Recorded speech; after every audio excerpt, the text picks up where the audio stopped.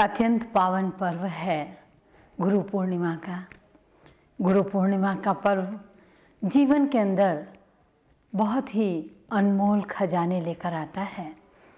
माँ बाप इस संसार में जन्म दे करके हमें अपने प्राकृतिक स्वरूप में छोड़ देते हैं, लेकिन हमारा जो श्रृंगार है वो गुरु के सानिध्य में ही होता है। इस संसार का बृहत परिचय हमें गुरु ही कराता है। कहते हैं गुरुर् ब्रह्मा गुरुर्विष्णु गुरुर्देवो महेश्वरः गुरुर् साक्षात परम ब्रह्म तस्मै श्री गुरुवे नमः। जिस समय ईश वंदना होती है, प्रभु अर्चना होती है, उसमें भी हम सबसे पहले अपने आदि देवों को गुरु के रूप में ही मानते हैं। भले ही एक और ये देखा जाता है कि ब्रह्मा संपूर्ण सृष्टि का रचयिता माना गया, लेकिन उसे भी गुरु की दृष्टि से देखा गया। उसके द्वारा ही दिति और अदिति का परिचय मिला, उसके द्वारा ही देवों और दैत्यों की बात सुनने को आई, उनके द्वारा ही ऐसी हस्तियों ने इस संसार में जन्म लिया है जिनके द्वारा आज संपूर्ण संसार के तीनों लोकों में भ्रमण की बात उन्हीं के पुत्र नारद के माध्यम से आई। तो आज गुरुर् ब्रह्मा गुरुर् विष्णु, क्योंकि संसार के पालन का कार्य जो करता है वो भी गुरु के समकक्ष है। गुरुर्देवो महेश्वरः, और उससे भी ऊपर महेश हैं जिन्होंने कि संपूर्ण ज्ञान को अपने दो शब्दों में पार्वती को सुनाते हुए दिया है। इसी प्रकार से हम देखते हैं कि इन तीनों के ऊपर भी कोई सत्ता है, और वो सत्ता है परम ब्रह्म तस्मै श्री गुरुवे नमः। गुरुर्देव गुरुर्ब्रह्मा गुरुर्विष्णु गुरुर्देवो महेश्वरः गुरुर साक्षात परम ब्रह्म। परम ब्रह्म परमेश्वर उन सब से भी ऊपर गुरु कहलाता है। आज के युग में वास्तव में उस परम ब्रह्म परम गुरु परम सत्ता को हम सतगुरु के रूप में मान करके थोड़ी देर के लिए विस्मृत हो जाते हैं, और इस साकार सृष्टि में साकार शरीरधारी गुरुओं को हम सर्वोच्च सर्वमान्य के रूप में स्वीकार करने लग जाते हैं, क्योंकि स्थूल काया के अंदर जो गुरु हमें मिलता है वही उस परम सत्ता से हमें परिचित कराता है। यही कारण है कि कहा गया है गुरु गोविंद दो खड़े काके लाभों पाए, बलिहारी गुरु आपने गोविंद दियो बताए। गुरु की महत्ता इसलिए है कि गुरु हमको सत और असत से परिचित कराता है। गुरु हमको सतो रजो तमो की त्रिगुणात्मक सत्ता का परिचय देता है। गुरु हमको नश्वर और अनश्वर का ज्ञान देता है। गुरु के माध्यम से ही हम उस प्रभु को पहचानते हैं, अन्यथा इस संसार के अंदर पंचभौतिक शरीर में पंच तत्वों से बने हुए काया और माया को देखते हुए संसार के अंदर जब भ्रमण करने लगते हैं तो नाना प्रकार के आकर्षणों में मानव मन भ्रमित हो जाता है, और भ्रमित होने पर अपने जीवन की पूर्ण मौलिक विधा को भूल जाता है। उस पूर्ण मौलिक विधा का ज्ञान होने के लिए इस नश्वर संसार में भ्रमण करते हुए भी ऐसी स्थिति में, जिसे उपराम स्थिति कहा जाता है, नश्वरता का भान बना रहे और मैं अनश्वर आत्मा हूँ इसका एहसास भी मुझे बना रहे, इसके लिए आवश्यक है उस गुरु का सानिध्य जो हमें गुरुरूपी अंधकार से दूर करके प्रकाश की ओर ले जाता है, जो हमारी स्थिति को प्रज्ञालब्ध बनाता है। इसलिए गुरु की महिमा है। जब हम गुरु के पास पहुँचते हैं तो गुरु से हमको अनंत ज्ञान की स्मृति होती है, अनंत ज्ञान की उपलब्धियाँ होती हैं, और गुरु हमें कच्ची मिट्टी के मटके को आकार देता है। गुरु के लिए कहा जाता है कि गुरु कुम्हार शिष्य कुंभ है। गुरु कुम्हार की तरह, जैसे कुम्हार एक कच्ची मिट्टी को लेकर के रौंदता है, उसे अच्छी तरह पीटता है और उसके बाद उसका गोलाई से आकार लेते हुए एक घट का निर्माण करता है, तो अंदर हाथ का सहारा देता है और बाहर बाहर से ठोकता है।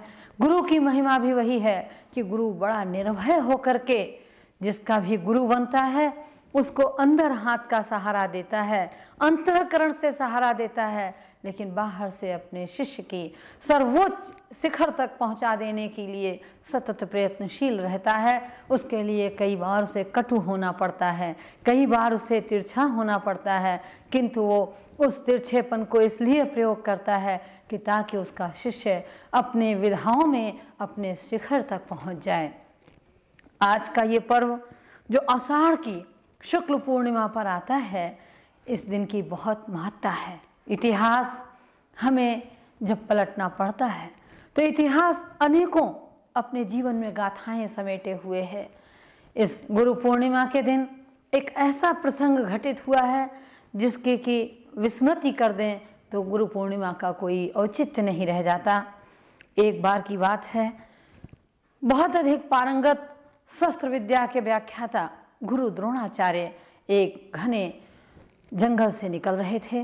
उस अरण्य में एकाएक एक श्वान सामने से आया। उस कुत्ते को देखने के बाद गुरु को एक प्रश्न उठा कि आखिर इस घने जंगल में, इस अरण्य में किसने इस कुत्ते के मुंह में बाण मारा है। एक के बाद एक अनेकों बाणों से उस कुत्ते का मुंह भरता चला गया। जब वो संपूर्ण मुख बंद हो गया तो गुरु को बड़ा आश्चर्य हुआ कि इस जंगल के अंदर कोई ऐसा भी शिष्य है जो इस प्रकार के कर्तव्य कर सकता है कि कुत्ते का भौंकना बंद हो जाए। उन्होंने उस अरण्य में, सघन वन में तलाशना शुरू किया कि आखिर वो कौन गुरु है, कौन शिष्य है जिसने इतना पारंगत धनुर्धर पैदा किया है। गुरु द्रोणाचार्य को अपने शिष्य अर्जुन पर महान गर्व था। उन्हें लगता था कि मैं अर्जुन को जीवन के षोडश उपचार के साथ, जीवन की सटक्रियाओं के साथ इतना सुंदर धनुर्धर निर्माण कर रहा हूं कि दूसरा उसके मुकाबले कोई खड़ा नहीं होगा, वो अद्वितीय धनुर्धर साबित होगा। किंतु आज विडंबना है विधि की, ये कहाँ से दूसरा शिष्य आ गया, कहाँ से दूसरा गुरु आ गया। जब उस अरण्य में घूमने लगे, खोजने लगे, एक पर्णकुटी के अंदर एक बालक बैठा तीर संधान कर रहा था। उसके पास पहुंचने पर उन्होंने पूछा, रे बालक, तुमने ये कहाँ से सीखा है। बालक ने बड़ी सरल सहज भाषा में जवाब दिया कि मैंने अपने गुरु से सीखा है। बोला, तुम्हारे गुरु कौन हैं। गुरु द्रोणाचार्य आश्चर्यचकित होते जा रहे थे। जब उन्होंने उससे ये प्रश्न पूछा, उसने कहा कि मेरे सम्मुख रखी हुई ये प्रतिमा माटी की मेरा गुरु है। संसार का ऐसा अद्भुत उदाहरण और कहीं नहीं मिलेगा। उन्होंने पूछा कि ये माटी की प्रतिमा हे वत्स किसकी है। उसने जवाब दिया कि ये गुरु द्रोणाचार्य की प्रतिमा है। मैं एक बार उनके पास गया था। वो राजपुत्रों को ही इस तरह का ज्ञान देने के लिए प्रस्तुत हैं, लेकिन मेरे हृदय की, जीवन की एक अभिलाषा थी कि यदि मैं धनुर्विद्या का पारंगत होना चाहता हूँ तो गुरु द्रोणाचार्य से ही मैं इस धनुर्विद्या का दान लूँगा। लेकिन उनकी ओर से जब उसे अवहेलना, मना अथवा नकारात्मक उत्तर मिला तो उसने जंगल में आकर के अपने मन में विराजे हुए गुरु द्रोणाचार्य को एक प्रतिमा का आकार दे करके उनके आगे शुद्ध संकल्पों के साथ धनुर का संधान करना शुरू किया। तीर संधान में वो बहुत ही अधिक निपुण हो गया था। ये स्वयं गुरु द्रोणाचार्य भी देख रहे थे। और उस समय गुरु द्रोणाचार्य के मन में एकाएक कुछ कुहासा सा छा गया। जीवन के अंदर दो विचित्रताएं सामने थीं। एक शिष्य वो था जिसे उन्होंने अपने स्वयं कर कमलों से तराशा था। एक शिष्य वो था जिसको उन्होंने 24 घंटे गुरुकुल में रख करके धनुर्विद्या का दान दिया था। एक ये था कि जिसको थोड़ा भी सामीप्य नहीं मिला था, किंतु उस प्रतिमा को रख करके वो धनुर्विद्या का संधान कर रहा था। और अगर देखा जाए तो प्रवीणता में अर्जुन से 19 नहीं था, दोनों समकक्ष साबित होते। गुरु द्रोणाचार्य को लगने लगा कि ये मेरी आशाओं पर तो सारा पात कर देगा। मैंने तो अपने जीवन का ये लक्ष्य लिया है कि अर्जुन जैसा दूसरा धनुर्धर इस विश्व में होना ही नहीं चाहिए। अब क्या होगा। गुरु द्रोणाचार्य के मन में उस क्षण थोड़ा सा छल, कपट अथवा कुछ भी कहें, मन के अंदर ऐसा द्वेष पैदा हुआ, भाव पैदा हुआ, अथवा कहें तमस पैदा हुआ। गुरु द्रोणाचार्य ने उसको कहा कि यदि तुम जिसकी प्रतिमा रखे हो वो तुम्हारे सम्मुख हो तो तुम क्या करोगे वत्स? उसने कहा, मेरा अहोभाग्य होगा कि जिस दिन मेरे गुरु द्रोणाचार्य इस प्रतिमा के स्थान पर साकार हो उठेंगे। उन्होंने कहा, मैं ही गुरु द्रोणाचार्य हूँ और तुमने मेरी प्रतिमा को सामने रख करके इस प्रकार से अनुसंधान करके अपरोक्ष रूप से मुझसे दीक्षा ली है। हे वत्स, आज दक्षिणा का समय आ गया है, मैं तुमसे दक्षिणा चाहूँगा। उसने कहा, आप मुझसे जो दक्षिणा चाहें ले लीजिए, छोड़ करके अर्थ की दक्षिणा मैं नहीं दे सकता, क्योंकि मैं बहुत ही गरीब हूँ, निर्धन हूँ। उन्होंने कहा, मुझे तुमसे कोई धन की दक्षिणा नहीं चाहिए, यदि तुम मुझे देना ही चाहते हो तो अपने दाहिने हाथ का अंगूठा दे दो। दुनिया जानती है कि जिससे इस तीर का अनुसंधान किया जाता है, तर्कस पर वो तीर कैसे चढ़ेगा यदि अंगूठा नहीं होगा तो। लेकिन एकलव्य जैसा शिष्य इतिहास में अपना नाम स्वर्ण अक्षरों में लिखकर चला गया। उसने बहुत ही सुंदर ढंग से बिना एक पल देर किए, निमिष मात्र भी विलंब किए, अंगूठा काट करके गुरुदेव के चरणों में गुरु दक्षिणा रख दी। ये प्रसंग जहाँ इतिहास में स्वर्ण अक्षरों में अंकित है, वहाँ कुछ कालीमा लिए हुए भी है कि गुरु ने अपने शिष्य के साथ इस प्रकार का अनहोना व्यवहार क्यों किया। यही नहीं, क्योंकि गुरु द्रोणाचार्य भी तापसी थे, उनके मन में भी अपने प्रति, अपने किए हुए कर्म के प्रति कुछ ग्लानि उत्पन्न हुई और उन्होंने कहा कि हे वत्स, क्षमा करना, मैंने आज तुमसे ये दक्षिणा बलपूर्वक ले ली है, लेकिन इतिहास तुम्हें याद करेगा। और आज के दिन, वो दिन आषाढ़ मास की शुक्ल पूर्णिमा ही थी। उन्होंने कहा, आज के दिन प्रतिवर्ष गुरु और शिष्य के संबंध में सबसे पहले तुम्हारा नाम लिया जाएगा, सबसे पहले लोग तुम्हें याद करेंगे। ऐसा शिष्य मिलना दुर्लभ है। तुम अपने जीवन में अद्वितीय हो, ऐसे ही सदैव श्रद्धा से भरपूर शिष्य संसार में जन्म लेते रहें। मुझे तुम क्षमा करना, लेकिन मैं तुम्हें ये वरदान देकर जा रहा हूँ। आज भी एकलव्य को इसके लिए याद किया जाता है। एक और जहाँ गुरु द्रोणाचार्य ने एकलव्य से दक्षिणा ली, वहाँ ही दूसरी ओर आप देखें कि गुरु ने उसको वरदान भी दिया। केवल अर्जुन के प्रति आसक्ति होने के नाते, केवल अर्जुन के प्रति एक सद्भाव होने के नाते, अर्जुन को अपना परम पटु शिष्य मानने के नाते वो इस कृत्य को करने के लिए विवश हुए। सच पूछा जाए तो आज वो दिन, वो स्थिति आज वर्तमान में भी गुरुओं के सम्मुख पाई जाती है। एक ज़माना था जब गुरु विश्वामित्र जैसे गुरु भी थे। जब गुरु विश्वामित्र राम और लक्ष्मण को लेकर के गए थे और उन्होंने अपने यज्ञ की रक्षार्थ उन दोनों बालकों का उपयोग किया था। उन्हें केवल धनुर्धर विद्या के लिए ही नहीं ले गए, उन्हें आश्रम की रक्षा के लिए ही नहीं ले गए, उन्होंने षोडशोपचार के माध्यम से सभी विद्याएं दी, उन्हें पारंगत किया। एक बार जब वो मिथिला जा रहे थे, अपने साथ इन दोनों शिष्यों को भी ले गए।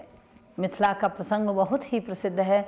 जब मिथिला में भ्रमण के लिए राम ने अनुमति मांगी थी कि मैं मिथिला भ्रमण करके आऊं, गुरु विश्वामित्र ने कहा, जा रहे हो जरूर जाओ, लेकिन एक बात ध्यान रखना कि तुम अपने साथ लक्ष्मण को भी लेते जाना।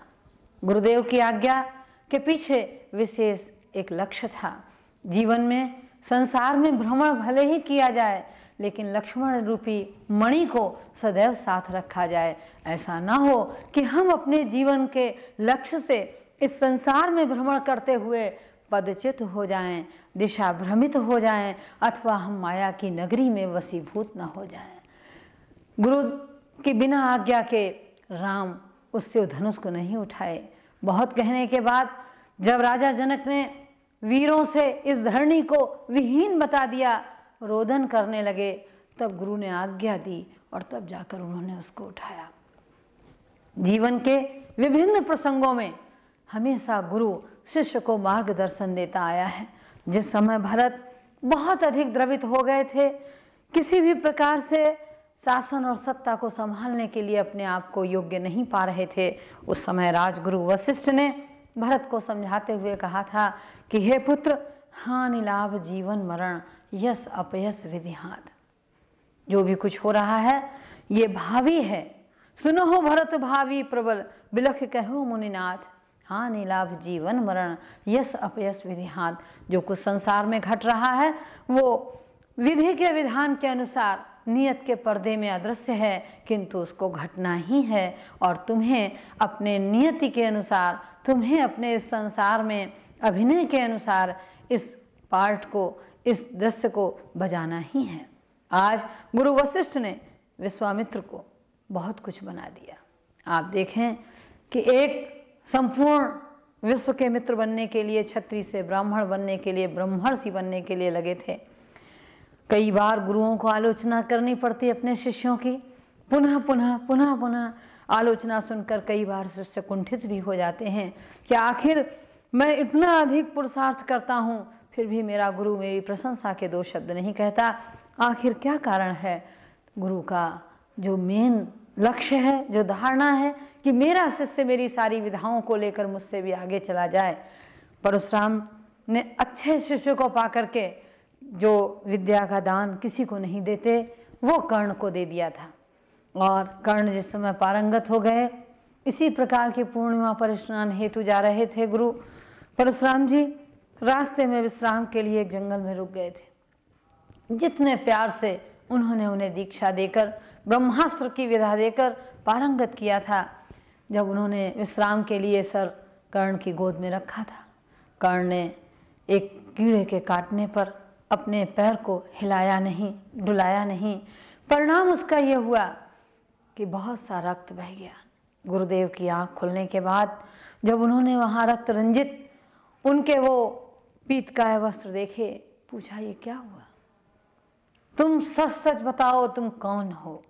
परशुराम अपने कोप के लिए प्रसिद्ध थे। उस समय उन्हें क्रोध आया और उन्होंने जहाँ बड़े दिल से कर्ण को सारी विधा बताई थी, वहाँ एक ही क्षण में खींच ली, ये कह करके कि जब तुम इसका उपयोग करोगे तुम भूल जाओगे, विस्मृत हो जाओगे।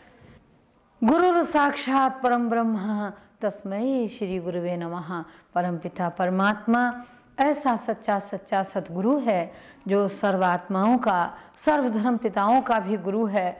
यदि हम उस गुरु को जान लें तो हमारे जीवन में प्रकाश की किरणें सदैव दीप्यमान होती रहेंगी और हमारे जीवन में अंधकार की काली घटाएं अथवा यूं कहें कि माया की छाया कभी कोई प्रभाव नहीं डालने पाएगी। आज उस सतगुरु से ही हम अलग हो गए हैं। हम साकार में गुरुओं के चरण धोकर पीते हैं। ये सच है, ये बात जनमान्य है कि गुरु के स्पर्श से, चरण से जो किरणें निकलती हैं, जो मेधा शक्ति विनस्रत होती है, वो चरण स्पर्श करने पर हमें पुनः मिलती है। वहाँ से हम मस्तक का स्पर्श करते हैं और मस्तक के माध्यम से वो हमारे शरीर में प्रदत्त होती है। किंतु परमात्मा ने उससे भी अति सूक्ष्म अपनी उस ज्योतिर्मय स्वरूप से, अपनी ज्योतिर्मय ज्वाला से, अपनी ज्योतिर्मय किरणों से हम आत्माओं के उस चैतन्य सत्ता के स्वरूप का हमें परिचय कराया। सच पूछिए तो इस संसार में अगर हम आज कहीं भटक गए हैं तो देह और देह की दुनिया में भटक गए हैं। अगर हम भ्रमित हो गए हैं तो देह के धर्मों में भ्रमित हो गए हैं। आज हम विभाजित हो गए हैं देह के धर्मों में, हिंदू मुस्लिम सिख ईसाई करके अलग अलग गुरु हो गए हैं, अलग अलग शाखाएं हो गई हैं, अलग अलग मनसा के विचारधाराएं हो गई हैं। विभाजन की एक ऐसी श्रृंखला आज संसार में प्रचलित है जो हमें सर्वोच्च सत्ता से मिलने नहीं देती। आज हम जिस तरह से दुनिया की एक यूनिवर्सिटी में कोई मैथ का प्रोफेसर है तो कोई हिंदी का है तो कोई संस्कृत का है, अलग अलग गुरु हो गए हैं, ऐसे ही आज संसार में अलग अलग प्रणेता हो गए हैं, अलग अलग विधा के लोग हो गए हैं। लेकिन वो जगत नियंता संपूर्ण विधाओं का ज्ञाता है। उस जगत नियंता से यदि हम अपनी चैतन्य सत्ता का संबंध जोड़ते हैं तो वो हमारे जीवन में 16 कला संपूर्ण हमें बनाकर, हमारी आत्मचेतना को जागृत करके, हमारी मेधा को तीव्र करके, हमारी प्रज्ञा स्थिति बनाता है, जो जीवन की इस नश्वरता को देखते हुए भी न देखें, जो उपभोग करते हुए भी उपराम रहें, जो संपूर्ण ज्ञान को रखते हुए भी विनयी रहें, विनम्र रहें, और जिस प्रकार उस परमात्मा को कहते हैं कि हे प्रभु, आप तो प्रेम के सागर हो। ऐसा ही प्रेममय स्वरूप संपूर्ण प्राणी मात्र के लिए, संपूर्ण जनजीवन के लिए, संपूर्ण सृष्टि के लिए हमारे हृदय में सदैव प्रवाहित होता रहे। गुरु पूर्णिमा के दिन गुरु से हम दिव्यता प्राप्त करते हैं, संपूर्ण विधाओं के साथ साथ दिव्य गुणों से ओतप्रोत होते हैं। अगर इस गुरु पूर्णिमा पर हम संपूर्ण जगत के गुरु, उस जगत नियंता प्रभु पिता परमात्मा से संबंध जोड़ने की विधा सीख लें, तो फिर तो जिस तरह गोस्वामी जी ने लिखा है कि बिन पग चले सुने बिन काना, कर बिन कर्म करे विधि नाना, बिनु वाणी वक्तावर जोगी, आनंद रहित सकल रस भोगी। ऐसे गुरु को पाकर के हमारा जीवन अनंत खुशियों से संपन्न हो सकता है। जिस मुक्ति और जीवन मुक्ति के लिए समस्त सृष्टि में साधक साधना करता है, बहुत ही सहज हमें उपलब्ध हो सकती है। गुरु पूर्णिमा के दिन हम अपने गुरु को अपनी संपूर्ण श्रद्धा के साथ समर्पित होते हैं। जब तक शिष्य में श्रद्धा भाव एकलव्य की तरह नहीं होगा, तब तक गुरु अपने ज्ञान की गठरी को कभी नहीं खोलेगा। ज्ञान की गठरी गुरु शिष्य की श्रद्धा को देख करके ही खोलता है। हमारे समर्पण में यदि कोई त्रुटि है तो उसका आनंद विधा का हम पूरी रीति से नहीं ले सकते हैं। एक बहुत सुंदर प्रसंग है कि एक बार एक गुरु ने एक शिष्य को भेजा था कि जाओ और जाकर के तुम खेत में पानी जा रहा है, मेड़ को लगा दो, बांध दो। वो गुरु जाने के बाद, शिष्य जाने के बाद जब उसने मेड़ में देखा कि हम बराबर से मिट्टी लगाते चले जा रहे हैं और पानी नहीं बंद हो रहा है, तो जा करके वहीं लेट गया। रात्रि को गुरुकुल में जब सभी शिष्य एकत्र हुए तो गुरु ने पूछा कि मेरा वो शिष्य कहाँ है, क्यों नहीं दिखाई दे रहा है? लोगों ने कहा, गुरुदेव आपने उसे खेत में भेजा था पानी लगाने के लिए। बोले जरूर कोई बात है, वो नहीं आया। गुरुदेव वहाँ पहुँचे, चारों ओर उन्होंने उसको आवाज़ लगाई, और जब आवाज़ लगाई तो मालूम पड़ा कि उपमन्यु बोला, गुरुदेव मैं यहाँ हूँ, लेटा हुआ हूँ। जब देखा उन्होंने, बोले अरे उठो वत्स, तुम यहाँ क्यों लेटे हो? बोला गुरुदेव जल रुक नहीं रहा था और मुझे ये जल रोकने का आदेश हुआ था, इसलिए मैं लेटा था।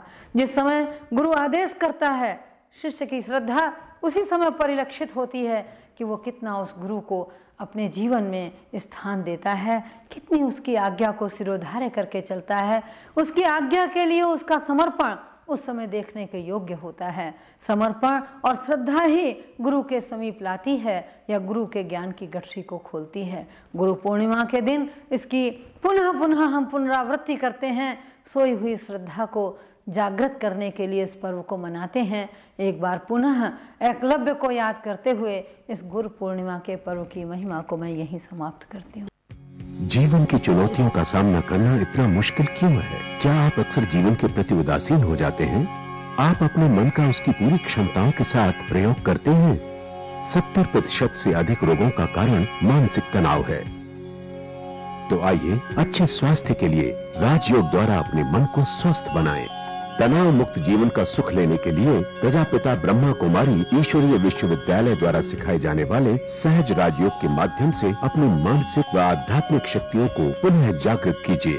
किसी भी आयु, धर्म, संस्कृति अथवा राष्ट्रीयता वाले व्यक्ति इसे आसानी से अपना सकते हैं। विविध प्रशिक्षण जैसे स्वप्रशासन एवं नेतृत्व, तनाव मुक्त जीवन, सकारात्मक चिंतन आदि Brahma Kumari academy for a better world Mount Abu में आयोजित किए जाते हैं। अधिक जानकारी है तो हमारे वेबसाइट bkwsu.com पर जाएं अथवा अपने स्थानीय सेवा केंद्र से संपर्क करें।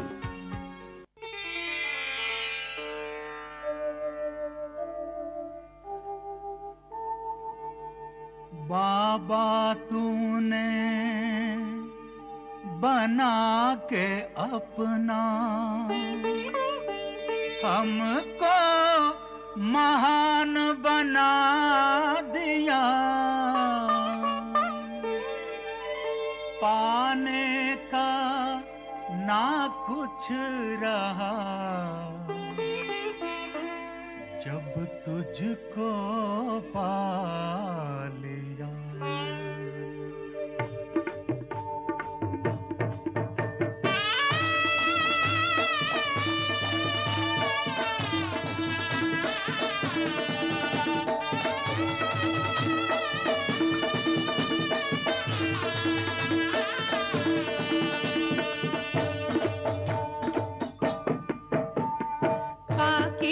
तुझको बाबा सुख का सार पा लिया, पाके तुझको बाबा सुख का सार पा लिया। पाने का ना कुछ रहा जब तुझको पा लिया, अब पाने का ना कुछ रहा जब तुझको पा लिया। ओ प्यारे प्यारे बाबा, ओ मीठे बाबा, ओ प्यारे प्यारे बाबा, ओ मीठे बाबा।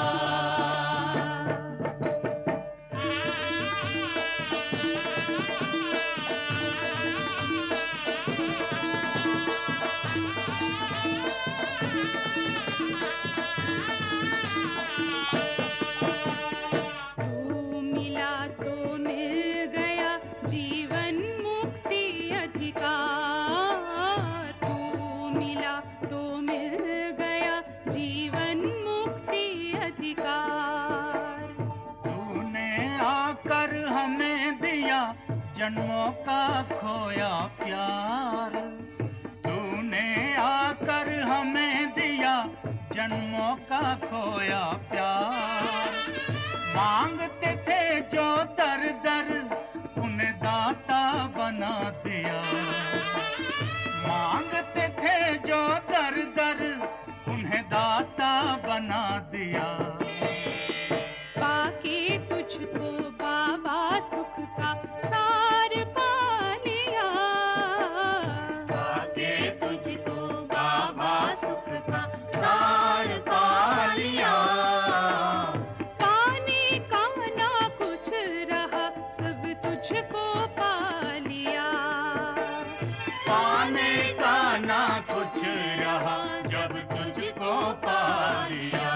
ओ प्यारे प्यारे बाबा, ओ मीठे बाबा, ओ प्यारे प्यारे बाबा, ओ मीठे बाबा।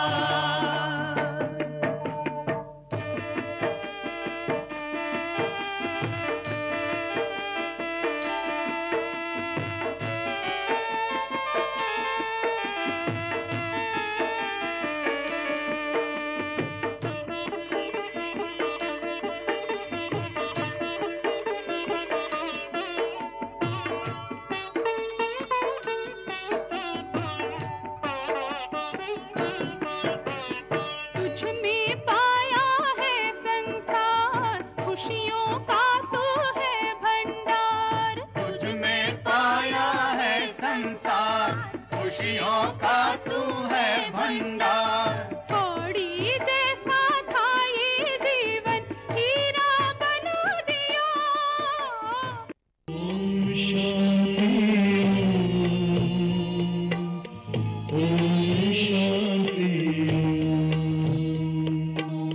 बड़ा है सुख कर ये मंत्र मन